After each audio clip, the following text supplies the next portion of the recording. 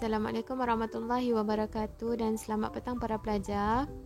Baiklah, untuk subjek yang kedua pada hari ini, saya akan menerangkan sedikit berkaitan dengan tajuk berwuduk. Okey, untuk pelajaran yang lepas, kita dah belajar mengenai pengertian wuduk, hukum berwuduk, adab-adab sebelum berwuduk dan adab-adab semasa berwuduk.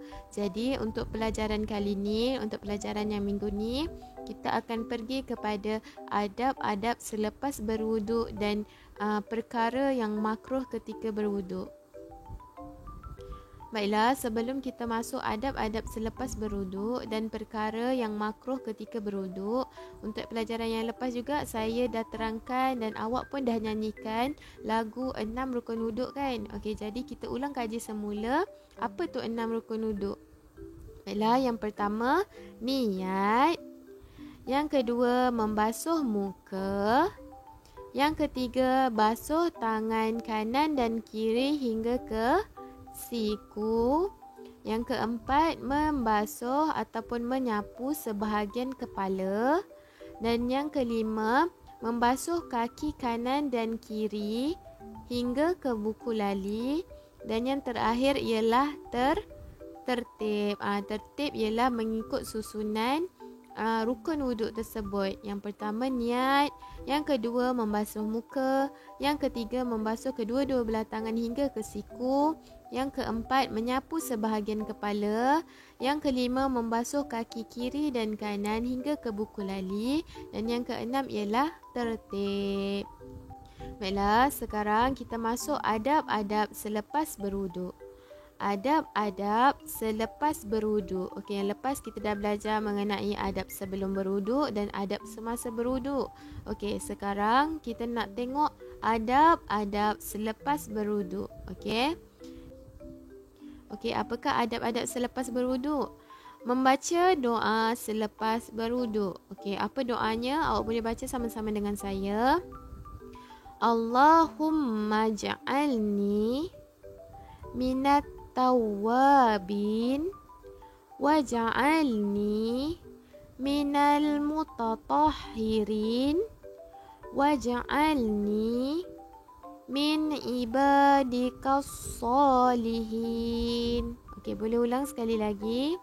Allahumma ja'alni minat tawabin waj'alni minal mutatahhirin waj'alni min ibadikas salihin. Okey, yang bermaksud, ya Allah, jadikanlah aku dari kalangan orang yang bertaubat dan jadikanlah aku dari kalangan orang yang suka bersuci dan jadikanlah aku dari kalangan hamba-Mu yang soleh.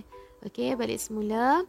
Ya Allah, jadikanlah aku dari kalangan orang yang bertaubat dan jadikanlah aku dari kalangan orang yang suka bersuci dan jadikanlah aku dari kalangan hamba-Mu yang soleh. Okey, itu adalah antara adab selepas berwuduk. Hendaklah membaca doa selepas berwuduk.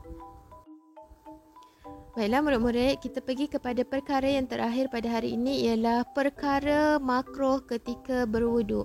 Apa yang dimaksudkan dengan makruh? Bila kita tinggalkan sesuatu benda yang makruh, jadi kita akan dapat pahala. Tapi kalau kita buat, kita tak dapat apa-apa. Jadi lebih baik seeloknya tinggalkan. Jangan buat perkara-perkara yang makruh. Kita tengok apa perkara yang makruh ketika berwuduk. Okey, yang pertama, berwuduk dengan menggunakan bekas dari tembaga. Elakkan daripada kita berwuduk guna bekas daripada tembaga. Seterusnya, yang kedua, membasuh anggota wuduk lebih 3 kali. Kebiasaan kita basuh berapa? Hanya 3 kali je kan? Tapi kita dah, kalau kita basuh lebih daripada 3 kali, makruh lah masa kita berwuduk tu. Ini adalah perkara yang makruh. Basuh anggota wuduk lebih dari 3 kali. Baiklah, yang ketiga ialah bercakap-cakap. Maksudnya berbual lah sesama kawan sebelah ke. Kawan sebelah tengah ambil wuduk, kita pun tengah ambil wuduk, maksud itulah kita nak bersembang. Jadi antara perkara makruh ketika kita berwuduk. Yang keempat, berwuduk dengan air musyammas. Air musyammas ni air yang terdedah dengan cahaya matahari di dalam bekas yang boleh berkarat. Sebab apa dia makruh? Dia boleh kita guna, tapi ditakuti akan mendatangkan mudarat dekat diri kita. Contohnya macam sakit kulit ataupun sopak dekat kulit kita kan. Sebab contoh macam kita ambil wuduk ataupun tangan kita terkena air panas, sakit kan, melecur. Jadi sebab itulah perkara ambil wuduk guna air musyammas ni adalah makruh, sebab dia boleh mendatangkan mudarat kepada diri kita. Seterusnya yang kelima, mengeringkan saki baki air yang ada pada anggota wuduk. Jadi lepas kita berwuduk ni tak payah lap, terus je biarkan dia kering sendiri. Okey, seterusnya yang ketujuh, berwuduk di dalam tandas. Elakkan daripada kita berwuduk dekat dalam tandas. Okey, seeloknya dekat tempat wuduk lah yang dah disediakan. Okey, seterusnya yang terakhir pada hari ini, penggunaan air yang berlebihan. Bila kita buka air tu, agak-agaklah cukup untuk kita basuh anggota wuduk. Jangan sampai buka besar sangat sebab dia boleh mendatangkan pembaziran air. Okey, baiklah murid-murid, itu adalah antara perkara yang makruh ketika berwuduk. Jadi kita kena elakkan diri kita daripada melakukan perkara-perkara makruh ketika berwuduk. Sebab Allah lebih suka kita tinggalkan perkara-perkara makruh ni, sebab akan mendatangkan pahala dekat diri kita. Baiklah, setakat tu saja pembelajaran kita pada hari ini. Kita akan sambung lagi untuk pelajaran yang akan datang. Terima kasih semua. Assalamualaikum warahmatullahi wabarakatuh.